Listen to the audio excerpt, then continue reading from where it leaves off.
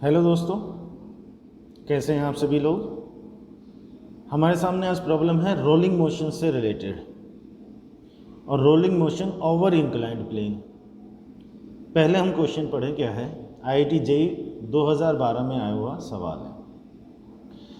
To solid cylinders P and Q of same mass and same radius start rolling down a fixed inclined plane from the same height. एक incline plane है, उसकी height दोनों के लिए same है।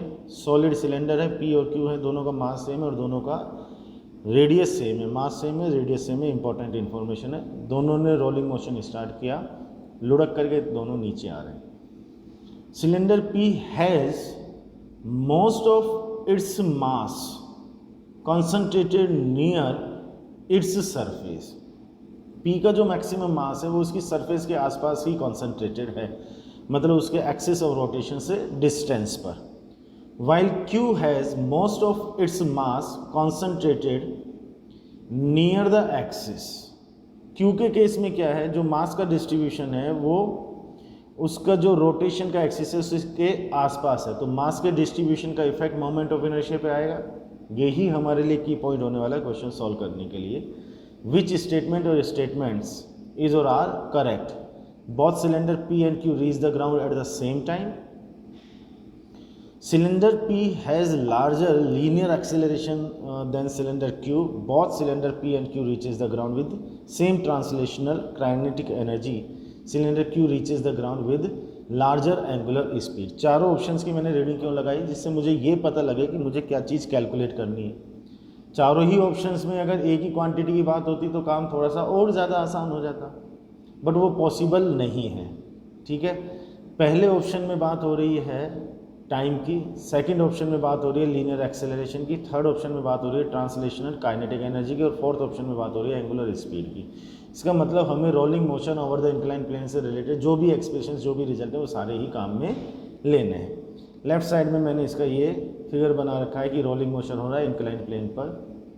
मैं ऐसा मान करके चलता हूँ कि इसके लिए वी, ए और टी के एक्सप्रेशन बनाने के लिए जो डेरिवेशन किया जाता है वो डेरिवेशन आप सभी लोगों को मालूम है कि कैसे वो डेरिवेशन किया जाता है।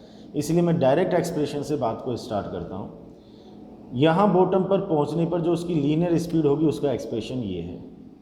जो उसका लीनियर एक्सेलरेशन होगा टॉप से बॉटम तक का उसके लिए ये है, और जो उसका टाइम होगा टॉप से बॉटम तक का उसके लिए एक्सप्रेशन ये है। अब तीनों एक्सप्रेशंस में के स्क्वायर अपॉन आर स्क्वायर आ रहा है और इसी की सबसे इंपॉर्टेंट भूमिका होती है इस तरह के क्वेश्चंस को सॉल्व करने में। के क्या चीज़ है, रेडियस ऑफ जायरेशन, घूर्णन त्रिज्या, परिभ्रमण त्रिज्या जिसको हिंदी में कहते हैं। K square upon R square ही डिसाइड करेगा वी, ए और टी कौन सी वैल्यू किसके लिए कम है और किसके लिए ज़्यादा है।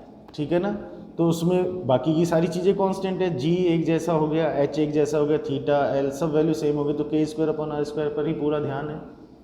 अब मोमेंट ऑफ इनर्शिया की बात करें, पी के केस में मास का जो डिस्ट्रीब्यूशन है वो सरफेस के आसपास ज़्यादा है, इसका मतलब एक्सिस ऑफ रोटेशन से ज़्यादा डिस्टेंस पर मास डिस्ट्रीब्यूट है।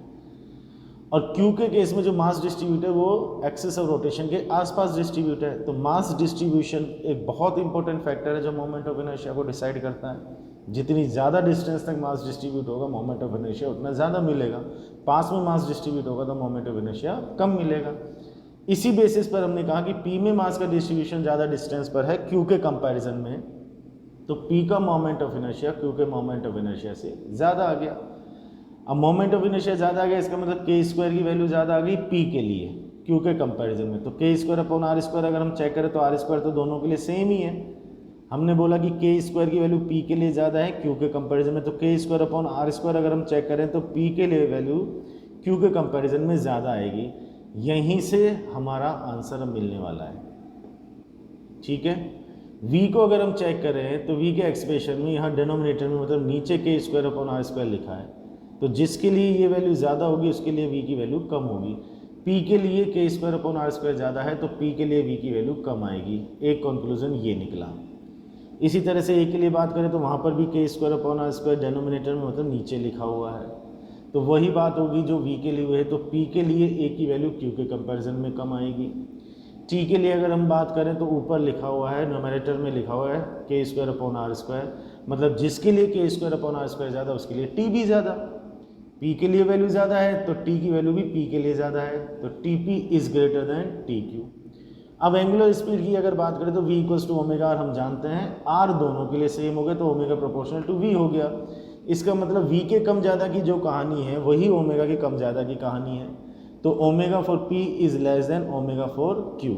ये 4 कंक्लूजन निकले और इन 4 क्वांटिटी से रिलेटेड 4 हमारे ऑप्शन है। अब पहला ऑप्शन कहता है कि टाइम दोनों का सेम होगा, टाइम तो दोनों का अलग अलग आ रहा है यहाँ से देखो, तो फर्स्ट ऑप्शन तो इनकरेक्ट हो गया। सेकंड कहता है cylinder P has larger linear acceleration than cylinder Q। P के लिए एक ही वैल्यू Q के कंपैरिजन में ज़्यादा आएगी जबकि उल्टा है, ये देखो। इसका मतलब ये ऑप्शन भी हमारा इनकरेक्ट हो गया। Both cylinder P and Q reaches the ground with same translational kinetic energy. अब इसमें घबराने की जरूरत नहीं है।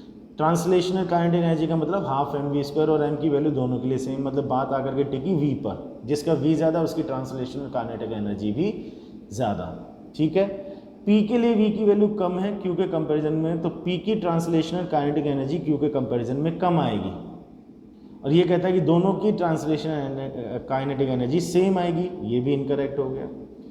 फोर्थ ऑप्शन कहता है कि cylinder Q reaches the ground with larger angular speed. यहाँ से चेक करो ओमेगा की वैल्यू Q के लिए P के कंपैरिजन में ज़्यादा है, ये ऑप्शन करेक्ट है। तो इस तरह से केवल के स्क्वायर अपॉन आर स्क्वायर को हमें चेक करना है मोमेंट ऑफ इनर्शिया के बेसिस पर, फिर एक्सप्रेशन हमारे पास है, हमको डायरेक्टली पता लग जाएगा कि कौन सी वैल्यू कम है और कौन सी वैल्यू ज़्यादा है किसके लिए। तो यहाँ से हमारा क्वेश्चन सॉल्व हो जाएगा। ठीक है, उम्मीद है समझ में आया होगा आपको। कमेंट बॉक्स में अपना फीडबैक ज़रूर दीजिएगा। चैनल अभी तक भी सब्सक्राइब अगर नहीं किया है तो प्लीज़ चैनल ज़रूर सब्सक्राइब कर लीजिएगा, आपके बहुत फ़ायदे की चीज़ें आपको आगे मिलने वाली हैं। तो अपग्रेडेड होती रहेंगी चीज़ें, इंपॉर्टेंट इन्फॉर्मेशंस, क्वेश्चंस आपके पास में आते रहेंगे वीडियोस के थ्रू, इसलिए चैनल को सब्सक्राइब करना ना भूलें। और आपके जो भी स्टूडेंट्स, मतलब आपके जो भी फ्रेंड्स हैं, जानकार हैं, रिश्तेदार हैं, साइंस फील्ड में हैं, फिजिक्स में कुछ फ़ायदा उठाना चाहते हैं, जेई में हो, नीट में हो, किसी में भी हो, जो भी इसका फ़ायदा उठाना चाहते हैं, आप उनको भी इस यूट्यूब चैनल को रिकमेंड करो, उनसे कहो कि वो भी इसको सब्सक्राइब करें और उनकी इन्फॉर्मेशन भेजिए, हम उनको ग्रुप में ऐड करेंगे। ठीक है, थैंक यू वेरी मच।